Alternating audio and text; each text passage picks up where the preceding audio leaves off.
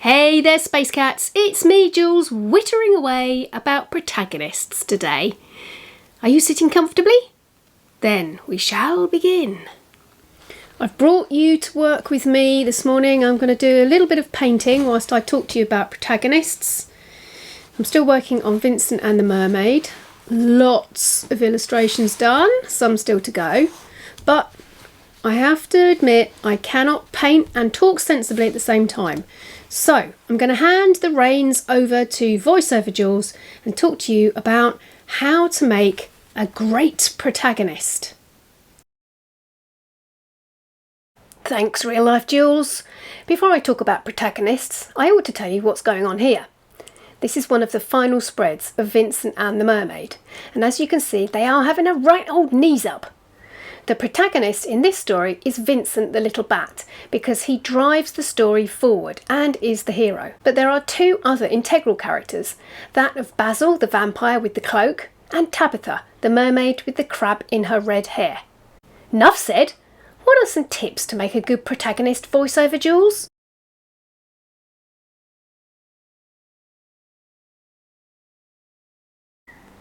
Your protagonist, as the main character, needs to be someone that your reader will engage positively with. What that really means is that the young reader will like them.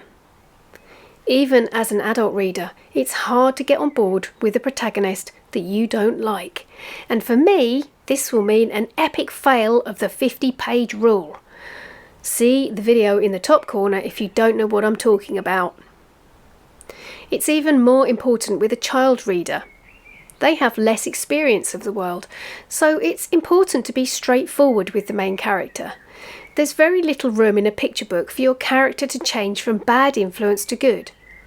That's not to say it never happens, but it's just hard to get right. If you've done a good job, your reader will become attached to your protagonist. They will want the character to succeed in the challenges of the plot, and they will champion them. An effective protagonist will evoke a positive emotional response from your reader. By the way, just as an aside, I absolutely love the way the watercolour behaves in this cloak. I've put some different blues down and then some indigo, that's that really deep dark blue, over the top. And then when I think I've got enough pigment on, I just put some water droplets on the top of it. And that's what makes that lovely pattern. Your protagonist sticks up for the little guy. That means they won't stand for any bullying of vulnerable characters. And if they see an injustice being done to someone who can't sort it out for themselves, they will step in. This is really important to your reader. The character will reinforce the feeling of safety. If out in the big bad world the child finds themselves in a tough situation with another, your story character will help them deal with it.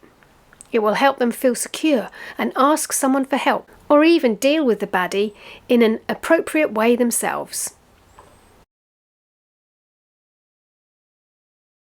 Make your protagonist fun and funny. They can get across a message in a more subtle way if they are doing it with humour. This doesn't mean you have to write a funny story. Your character can be humorous with their dialogue or their response to a situation they find themselves in. It doesn't mean they have to tell jokes.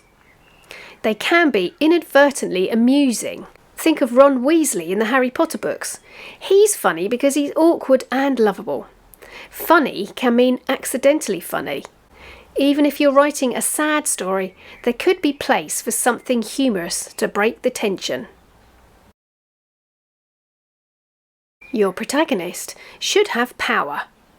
They might not be a superhero swashbuckling their way around the universe, but they must have something about them that will save the day and make the plot ending satisfying. For example, Little Red Riding Hood is just a little girl, weaker than the big bad wolf, and on paper, an easy dinner. However, her power is that she is clever and brave, and brings the tale to a satisfying end. Make sure your protagonist has something about them that will make them a hero who succeeds. Faced with danger or adversity, they can outwit whatever challenge has been put in their way. Give them flaws. Make your character real by giving them attributes or behaviours that mean they are not perfect. This links in with making them likeable. Nobody likes a goody two-shoes, and it's not something that your reader will empathise with. This will also fuel your plot. Perhaps this flaw will create a challenge that they need to overcome. And that brings us on to conflict, which is more of a plot point really, but it will be an important vehicle for the character of your protagonist. This will be a place to show all of the things that we have talked about so far, how likeable they are, their power, how they feel about the other characters in the story, and whether they, or your reader, find the situation funny. When conflict resonates with the reader, they will identify more with the character. Look at the very hungry caterpillar. His conflict is that he is hungry. We've all felt hunger and we can identify with that. But it's funny that each day he eats more and more, becoming bigger and bigger. We've all been there. And as my mum would say, his eyes were bigger than his stomach. And then the suspense of the caterpillar making a cocoon, and finally a satisfying ending of becoming a butterfly. Oh, sorry if that's a spoiler for you.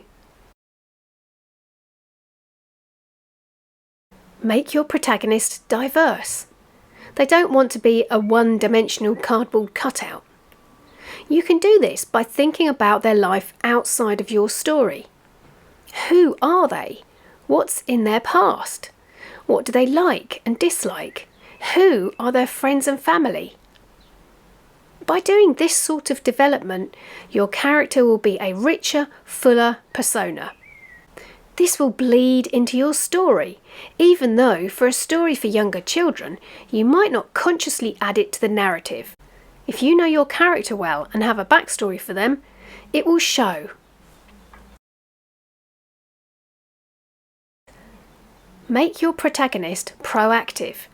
This means don't make them passive. You want them to drive forward the action and therefore the plot. And a character who just has stuff happen to them without being able to react effectively is a no-no for protagonists. You don't want them to be a limp lettuce. Your character needs to take charge and make a plan.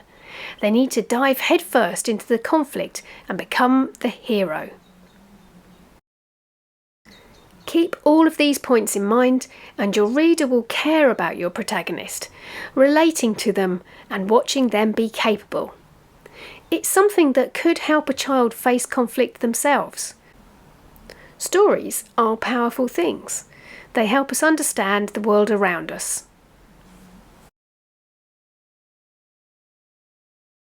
Hey folks, if you are as excited about books and art as I am, then you might be interested in these courses that will teach you what I know. Make a picture book step by step will help you go about writing, illustrating and publishing your own picture book.